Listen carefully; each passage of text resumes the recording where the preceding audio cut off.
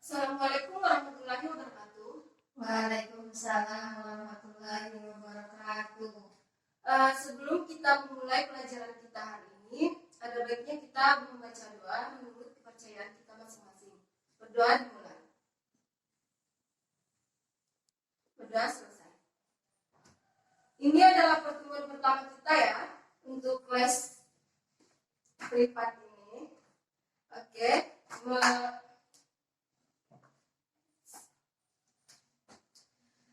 Karena ini pertemuan pertama, ada baiknya Ibu memperkenalkan diri dulu biar kita lebih akrab. Nama Ibu Ayu Karmila, bisa dipanggil dengan Ibu Ayu.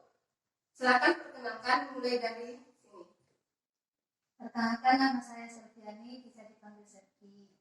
Perkenalkan, nama saya Anissa Zakira, bisa dipanggil Anissa. Oke, Selvi dan Anissa ya. Baik, materi pertama kita hari ini adalah Badan Usaha dalam Perekonomian Indonesia. Nah, sebelumnya ada yang tahu nggak badan usaha itu apa? Enggak. Jadi badan usaha merupakan kesatuan yuridis dan ekonomis dari faktor-faktor produksi yang bertujuan mencari laba atau memberi layanan kepada masyarakat. Nah, disebut dengan kesatuan yuridis karena badan usaha umumnya berbadan hukum. Disebut kesatuan ekonomis karena faktor-faktor produksi yang terdiri dari atas sumber daya alam, modal, dan tenaga kerja yang dikombinasikan untuk mendapat laba atau memberi layanan kepada masyarakat. Nah, ada yang tahu nggak perbedaan badan usaha dan perusahaan? Saya Bu, ya, Selvi. Badan usaha itu kesatuan yuridis, sedangkan perusahaan itu kesatuan kritis. Ya, benar sekali. Jadi, perusahaan itu merupakan kesatuan teknis, tapi perusahaan dan badan usaha itu memiliki peranan yang sama, yaitu sama-sama mencari laba dan untuk memberikan jasa kepada masyarakat setempat. Nah, fungsi badan usaha ada 5. Yang pertama ada ekonomi nasional. Kemajuan dunia usaha akan membantu ekonomi nasional. Skala usaha juga akan lebih besar karena produk yang dihasilkan akan lebih banyak dan pangsa pasar akan lebih luas. Dan yang selanjutnya ada fungsi komersial. Salah satu tujuan badan usaha adalah untuk memperoleh keuntungan. Untuk memperoleh keuntungan optimal, setiap badan usaha harus menghasilkan produk yang bermutu dan harga yang bersaing. Yang selanjutnya ada fungsi manajerial. Bagaimana satu badan usaha dikelola secara efisien agar memberikan keuntungan maksimal. Fungsi ini meliputi perencanaan, pengorganisasian, pengarahan, dan pengawasan. Dan yang selanjutnya ada fungsi sosial. Fungsi sosial, badan terkait dengan manfaat badan usaha, langsung atau tidak langsung, terhadap kehidupan masyarakat. Misalnya, dalam penggunaan tenaga kerja, dibutuhkan badan usaha yang lebih memprioritaskan tenaga kerja yang diperoleh dari lingkungan sekitar. Jadi, badan usaha itu sendiri akan lebih memprioritaskan tenaga kerja yang ada di sekitar badan usaha tersebut. Yang selanjutnya ada fungsi operasional. Memungkinkan badan usaha dapat melaksanakan kegiatannya dengan baik. Untuk mencapai tujuan, fungsi ini meliputi fungsi pembelian dan produksi, pemasaran, keuntungan, personalia, serta administrasi. Nah, yang selanjutnya ada BUMD.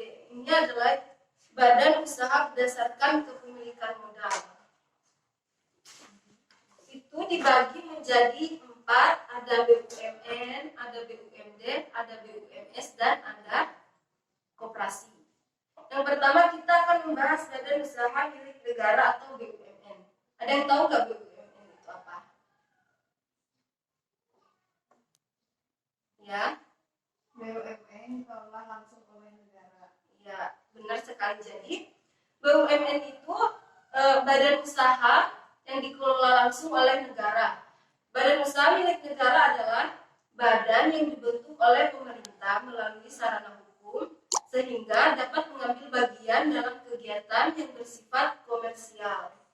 Nah, BUMN ini dimiliki oleh negara dan memiliki peran yang sangat signifikan terhadap perekonomian Indonesia. Ya, BUMN termasuk penyumbang pertumbuhan ekonomi nasional. BUMN menyediakan barang atau jasa yang tidak ditanggung oleh perusahaan-perusahaan swasta dengan menyediakan lapangan pekerjaan, memberikan panduan dukungan untuk pengusaha kecil dan menengah. Jadi selain dari BUMN, ada juga perusahaan milik daerah. Jadi ada yang tahu nggak perbedaan BUMN dan BUMD? Kalau BUMN itu dikelola langsung oleh negara, kalau BUMD itu dikelola langsung oleh daerah. Ya, benar sekali. Jadi BUMN dan BUMD itu berperan sama-sama menyediakan barang atau jasa kepada masyarakat setempat yang ada di sekitaran badan usaha itu sendiri. Nah, jenis-jenis BUMD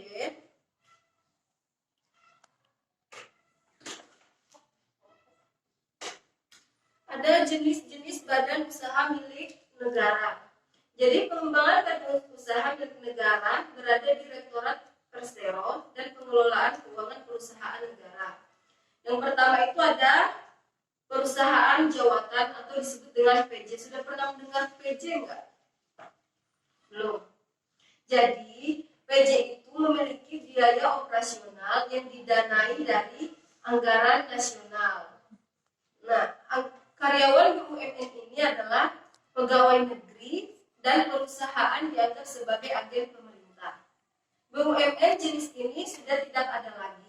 Perusahaan-perusahaan dalam kategori ini telah ditingkatkan menjadi jenis-jenis BUMN lain atau contohnya seperti PJK, perusahaan jawatan kereta api, yang sekarang menjadi PT KAI atau disebut Perjan Rumah Sakit Jantung Harapan Kita. Nah, dan beberapa rumah sakit lainnya termasuk contoh dari badan usaha BUMN jenis ini. Yang kedua ada perusahaan umum atau disingkat dengan Perum. Perusahaan umum atau perusahaan layanan publik yang sepenuhnya dimiliki oleh pemerintah. Tujuan utama BUMN ini adalah untuk menyediakan barang atau jasa kepada publik. Contohnya seperti perusahaan umum Damri, perusahaan umum Peruri atau PNRI, perusahaan Pegadaian dan perusahaan Perhutani. Dan yang ketiga ada perusahaan Persero. Sudah pernah dengar nggak perusahaan Persero?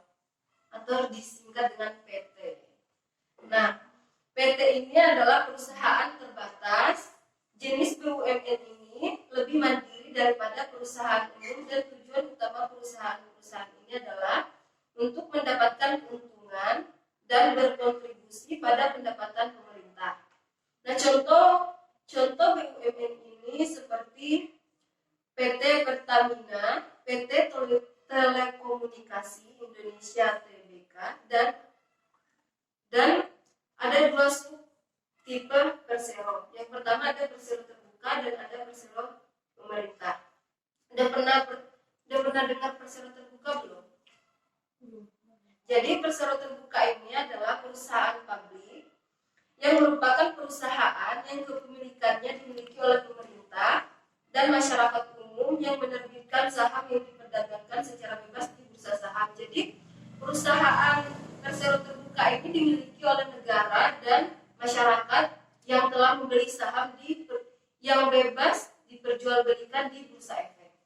Nah, sedangkan perusahaan Persero pemerintah yang merupakan perusahaan yang kepemilikannya 100% dimiliki oleh hukum BUMN. Nah, perbedaannya itu sendiri adalah kalau Persero terbuka itu dimiliki pemerintah dan masyarakat yang membeli saham, sedangkan Persero pemerintah dimiliki oleh pemerintah 100% tanpa ada campur tangan dari masyarakat.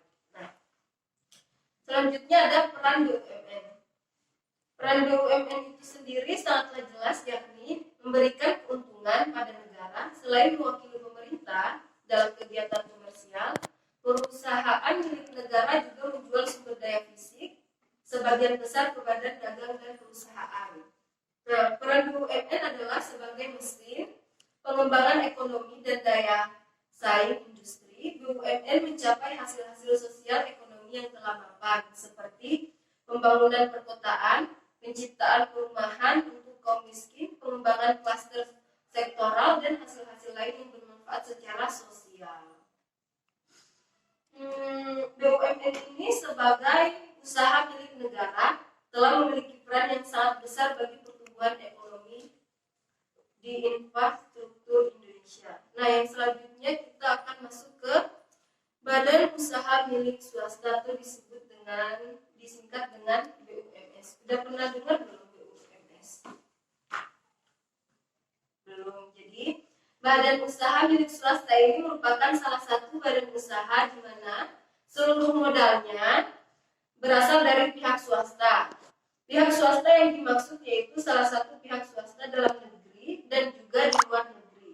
Jadi, badan usaha milik swasta ini dapat mendapatkan modal dari dalam negeri dan juga dari luar negeri. Seperti pihak swasta dalam negeri yaitu semua pihak yang di luar pemerintahan yang mengurus dan mengelola sumber daya ekonomi tidak vital dan tidak strategis. Sedangkan pihak swasta asing yakni masyarakat luar negeri pemilik utuh modal yang ada di badan usaha milik swasta asing atau disebut dengan BUMS asing. Jadi tujuan BUMS ini sendiri adalah memperoleh keuntungan sebesar-besarnya, mengembangkan usaha yang dimiliki agar menjadi lebih besar dan bisa membuka cabang di mana-mana. Dan selanjutnya mengembangkan modal yang telah ada sehingga dapat menanam saham di berbagai perusahaan lain dan membuka lowongan pekerjaan bagi masyarakat sehingga membantu mengurangi jumlah pengangguran. Jadi BUMS ini sendiri sangat berperan di Indonesia karena kita ketahui ya pengangguran di Indonesia sangat banyak. Nah, terus ada fungsi BUMS. Fungsi BUMS ini sebagai partner atau rekan kerja pemerintah dalam upaya meningkatkan kesejahteraan masyarakat. Jadi BUMN dan BUMS itu adalah partner untuk mengembangkan perekonomian kita. Jadi selanjutnya sebagai rekan dalam pengelolaan sumber daya dan merupakan dinamisator dalam perekonomian masyarakat, memberikan pelayanan bagi masyarakat. Nah, BUMS ini memiliki peranan sebagai mitra BUMN atau yang Ibu tadi jelaskan sebagai partner untuk membantu perekonomian Indonesia, menambah produksi nasional, membuka kesempatan kerja sebagai penambah kas negara, untuk membantu pemerintah dalam pengelolaan dan mengusahakan suatu kegiatan ekonomi yang tidak ditangani oleh pemerintah. Dan selanjutnya kita akan bentuk BUMS itu sendiri seperti firma, perseroan terbatas atau PT, persekutuan komanditer atau disebut dengan CV, dan perusahaan perseorangan. Nah, selanjutnya adalah ada badan usaha milik daerah. Ada yang tahu nggak badan usaha milik daerah itu apa? Jadi, badan usaha milik daerah adalah badan usaha yang dalam pelaksanaannya berada di bawah pengawasan, pengelolaan, dan pembinaan pemerintah daerah. Nah, sebagian besar atau seluruh modal dari BUMD dimiliki oleh negara yang berasal dari kekayaan daerah yang dipisahkan. Bisa dikatakan kalau BUMD adalah cabang dari badan usaha milik negara di setiap daerah. BUMD merupakan salah satu instrumen pemerintah yang berperan penting dalam menjalankan dan mengembangkan perekonomian daerah dan perekonomian nasional. Contohnya seperti Bank Pembangunan Daerah, perusahaan daerah atau disebut dengan PDAM, dan perusahaan daerah angkutan kota atau disebut dengan BISKOTA. Jadi BISKOTA itu adalah BUMD.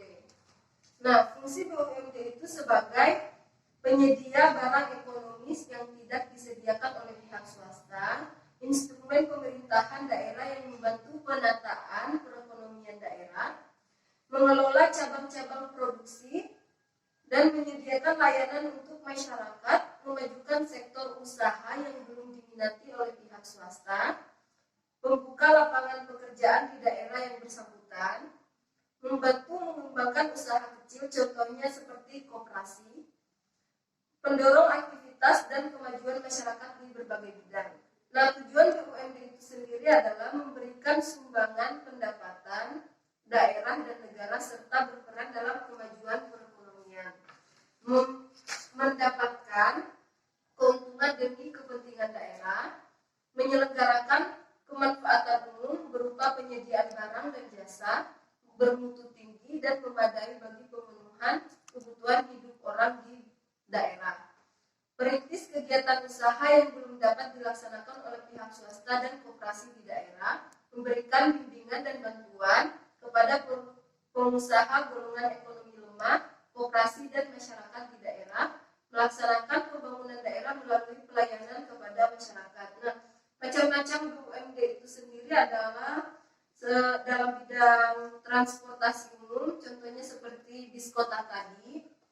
Dalam bidang pengelolaan pasar, contohnya perusahaan daerah rumah potong hewan atau disingkat dengan PDRPH. Dan dalam bidang jasa perbankan, contohnya seperti bank daerah. Dalam bidang penyediaan air bersih atau perusahaan daerah air minum atau disebut dengan PDAM. Nah, jenis BUMD ini sendiri seperti yang Ibu tadi sebutkan, dan ada juga Jakarta Property, pembangunan Jaya Ancol itu juga termasuk dari jenis BUMD. PT G Jakarta Expo juga termasuk. Nah, kelebihan dan kekurangan BUMD itu sendiri, kegiatan ekonomi dilakukan untuk melayani kepentingan publik di daerah, memberikan kemudahan bagi masyarakat, membuka dan memperluas lapangan pekerjaan, mencegah monopoli pasar oleh pihak swasta dalam pemenuhan barang dan jasa, mengisi kas daerah yang bertujuan memajukan dan mengembangkan perekonomian daerah. Sedangkan kelemahannya, fasilitas yang diperoleh dari negara tidak dimanfaatkan secara maksimal. Jadi di daerah itu sendiri fasilitas yang diberi negara belum digunakan dengan baik. Kualitas sumber daya manusia yang dipekerjakan juga masih kurang karena BUMD ini sendiri akan mengedepankan atau memprioritaskan tenaga kerja yang ada di sekitarnya yang belum tentu memiliki skill yang baik. Dan yang ketiga ada pengelolaan yang kurang efisien. Jadi BUMD itu sendiri terkadang pengelolaannya kurang efisien. Nah, yang selanjutnya ada koperasi. Udah pernah dengar belum koperasi itu apa? Jadi, koperasi itu adalah badan usaha yang dimiliki dan dioperasikan oleh para anggotanya untuk memenuhi kepentingan bersama di bidang ekonomi. Jadi, koperasi itu perkumpulan orang untuk mencapai tujuan yang sama di bidang ekonomi. Setiap anggota memiliki tugas dan tanggung jawabnya masing-masing dalam operasional koperasi serta memiliki hak suara yang sama. Jadi di dalam koperasi itu sendiri semua anggota harus atau berperan memiliki hak untuk memberikan keputusan ketika kita mengambil keputusan. Jadi fungsi koperasi itu sendiri mengacu pada Undang-Undang Nomor 25 Tahun 1992. Pasal 4, fungsi koperasi di Indonesia adalah membangun dan meningkatkan potensi ekonomi para anggota dan juga masyarakat secara umum sehingga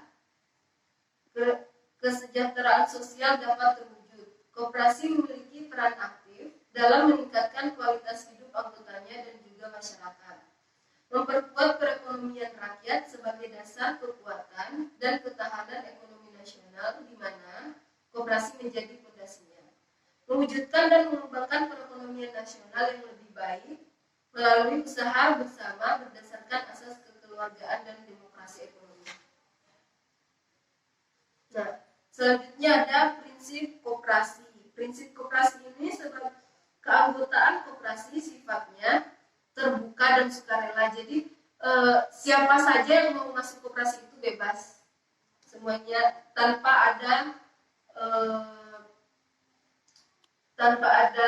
ketentuan tertentu.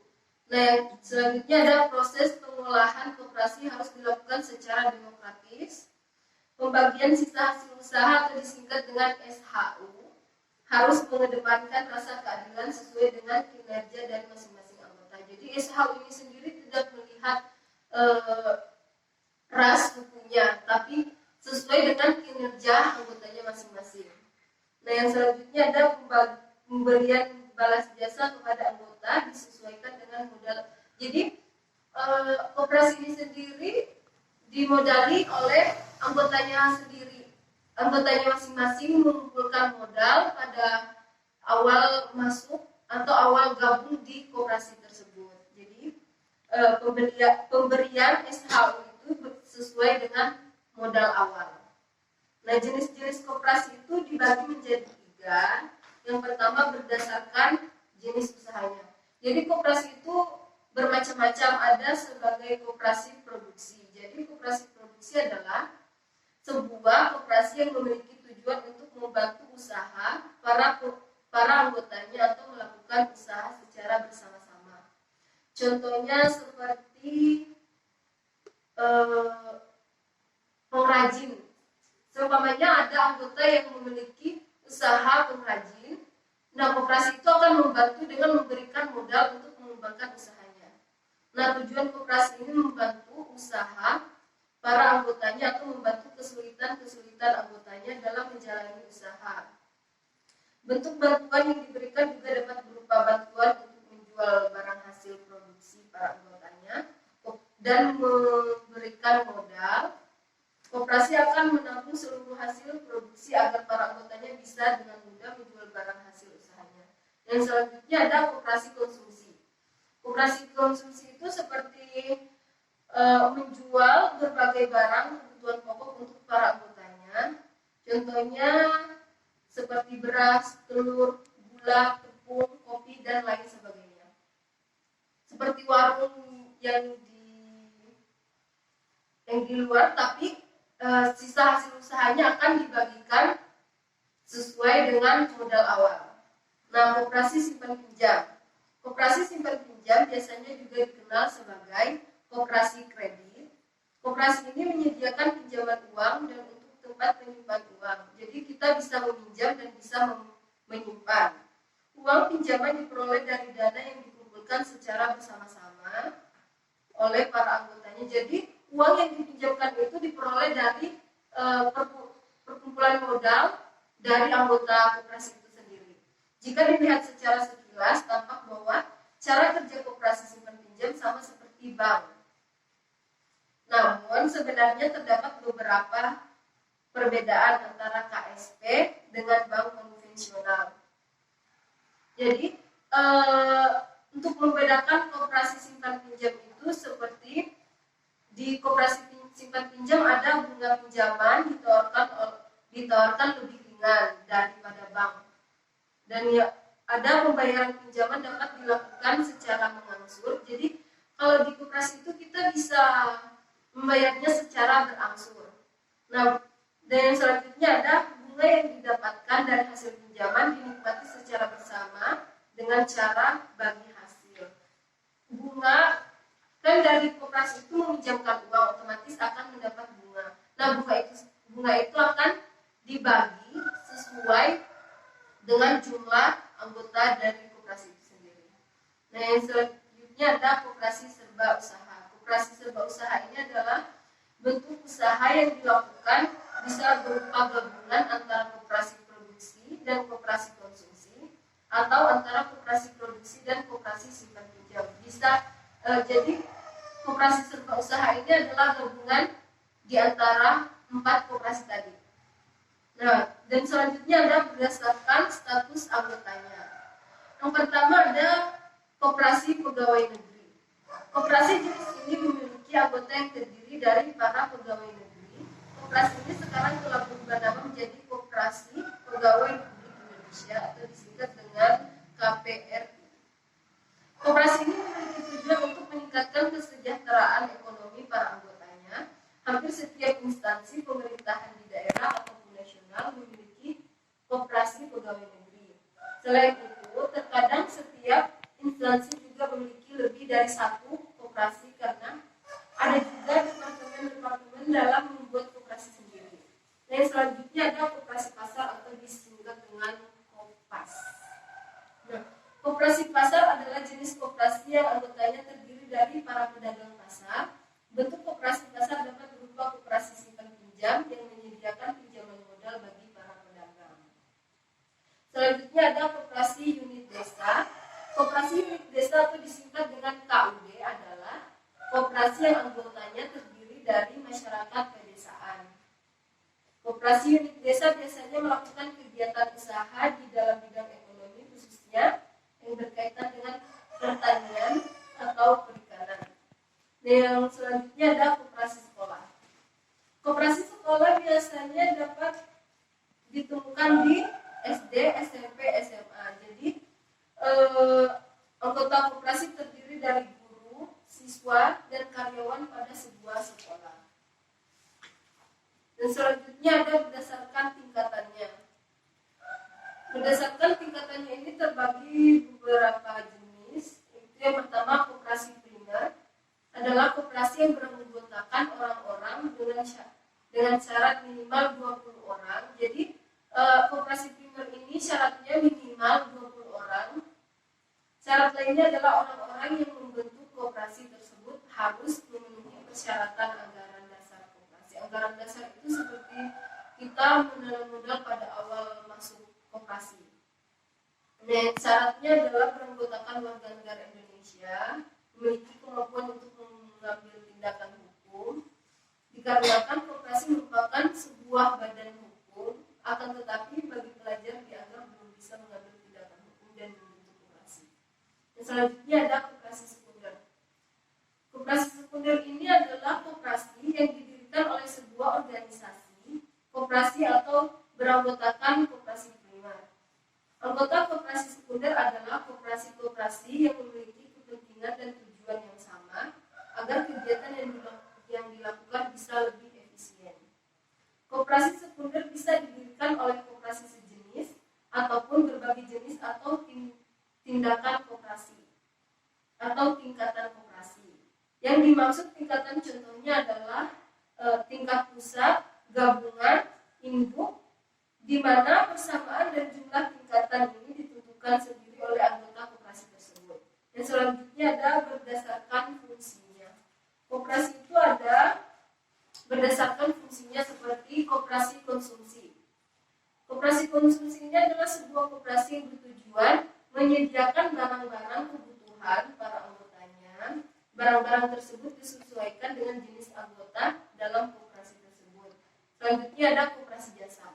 Nah, koperasi jasa adalah koperasi yang melakukan kegiatan pelayanan jasa yang dibutuhkan oleh anggotanya.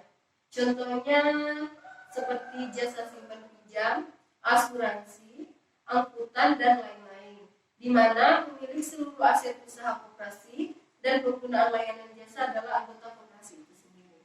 Selanjutnya ada koperasi produksi.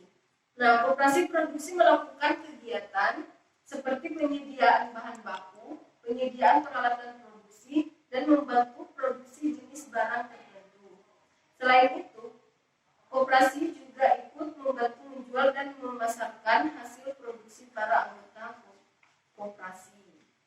Nah, sampai sini ada yang ditanyakan. Hari ini materi kita sampai di sini dulu. Sebelum Ibu menutup pertemuan kita ini, Ibu ada sedikit games. Jadi di sini Ibu ada saku Doraemon. Di setiap saku ini ada hadiah buat kalian. Sebelum kita mulai, Ibu akan menyuruh kalian melempar dalil. Jadi nomor yang keluar sesuai dengan nomor yang di sini. Kalian akan mendapatkan hadiah sesuai dengan nomor yang kalian dapat. Nah,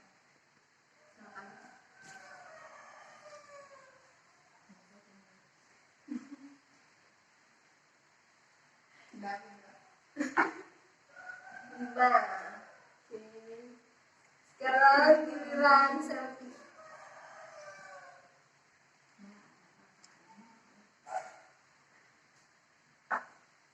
Nah, jadi ini adalah soal untuk kalian jawab. Tadi bisa dapat nomor 5 ya. Soalnya sebutkan fungsi dari koperasi. Tadi Selvi dapat nomor 6 ya. Jadi soalnya sebutkan dan jelaskan jenis koperasi berdasarkan fungsinya. Nah, Ibu kasih waktu 5 menit untuk menjawab. Kalau sudah selesai katakan ya.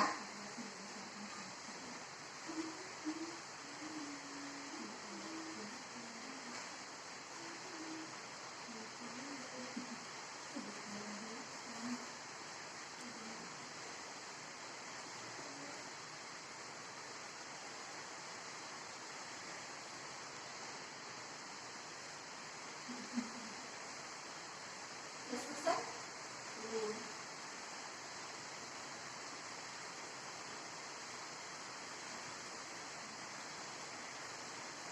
Sudah selesai? Sudah. Ya. Bisa silakan. Fungsi koperasi mengacu pada Undang-Undang Nomor 25 Tahun 1992 Pasal 4. Fungsi koperasi di Indonesia adalah sebagai berikut.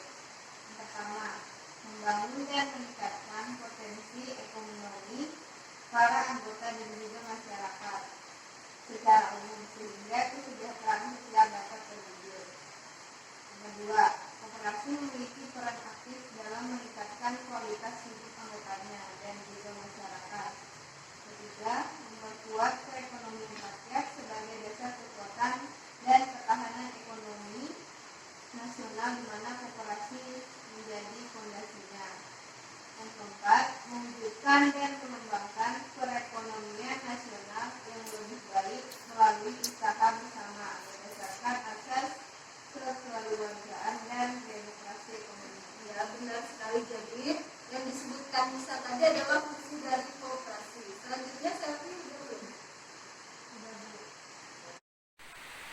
Jenis koperasi berdasarkan fungsinya. Yang pertama, koperasi konsumsi. Koperasi konsumsi adalah sebuah koperasi yang bertujuan menyediakan barang-barang kebutuhan pada para anggotanya. Barang-barang tersebut disesuaikan dengan jenis anggota dalam koperasi tersebut. Yang kedua, koperasi jasa. Koperasi jasa adalah koperasi yang melakukan kegiatan pelayanan jasa yang dibutuhkan oleh anggotanya. Contohnya seperti jasa simpanan pinjam, asuransi, angkutan, dan lain-lain, di mana pemilik seluruh aset usaha koperasi dan penggunaan layanan jasa adalah anggota koperasi itu sendiri. Yang ketiga, koperasi produksi.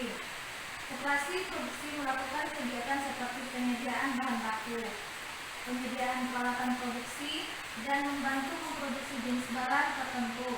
Selain itu, koperasi juga ikut membantu menjual dan memasarkan hasil produksi para anggota koperasi. Ya, jadi jawaban Selvi tadi benar ya. Yang disebutkan Selvi tadi adalah koperasi berdasarkan jenisnya. Nah, ada yang bisa menyimpulkan dari hasil pembelajaran kita hari ini? Ya, Selvi silakan. Nah, Badan Usaha dalam Perekonomian Indonesia terdiri dari beberapa jenis.